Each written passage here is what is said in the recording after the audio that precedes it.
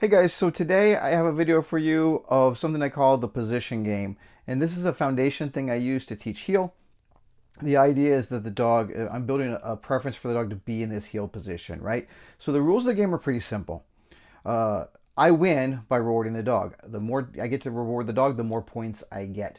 But I can only reward the dog when they're in the proper heel position. So that's the first rule. I have to get the dog into the right place first.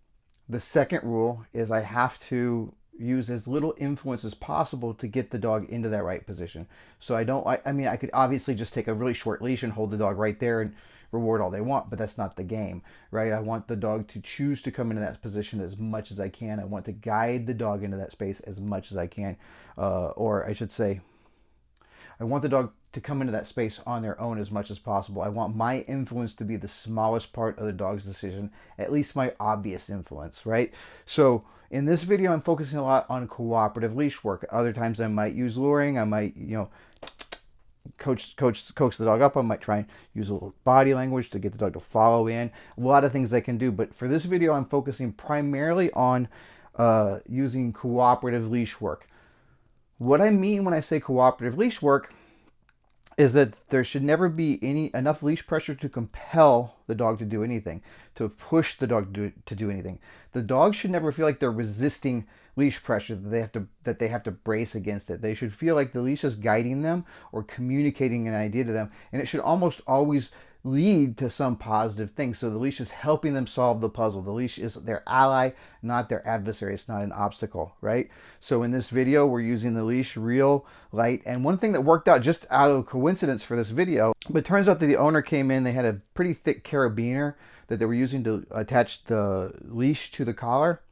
And so that actually helped a lot, because that little carabiner would swing, and that little swing would make a big difference to the dog. So without increasing force, without increasing pressure on the dog's neck, I increased communication, or that carabiner increased communication. So maybe that's something I'm going to implement more in the future. But anyway, the idea was for the dog to respond to very light, very almost inconsequential leash pressure, make them really sensitive to it because it means something, because it helps them. So that's what we did. So take a look at the video, let me know what you think, and we'll see you next time. Thanks for watching. You have this advantage because you have this really heavy carabiner on here, which means that little shifts in the weight of the leash are going to be dramatic to her, and we can use that to our advantage to make the leash really soft but really clear. Right? This works with a slip lead or something less dramatic, but this carabiner is actually going to help a lot. Right? So, Nova, come on, let's go. So I'm using influence there, and she's in the right position. We're going to reward. Yes, good girl. And then I'm going to give her a lot of slack, not as much as I can, but a lot of slack. Good. Yes. Good. Good. So one thing, if she starts to move out of position, see how I get that leash low? Yes. That helps her follow the leash without feeling like it's a challenge, right? Because we're used to pulling up on the leash. Yes. And she's following the weight of that clip. Not because it's, yes. And you can feel it. It may not be obvious, so now she's kind of checked out a little bit. So again, get that leash nice and low. Yes.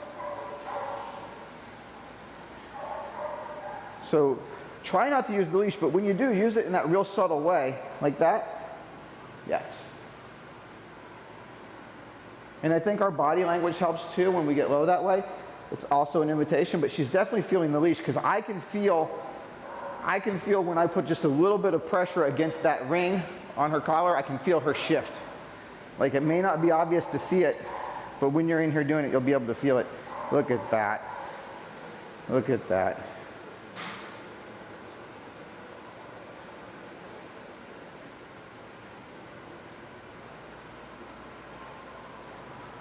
So don't think of the leash as making her do it. Think of the leash as giving her a clue that she will welcome, because it's going to help her solve the puzzle. Right?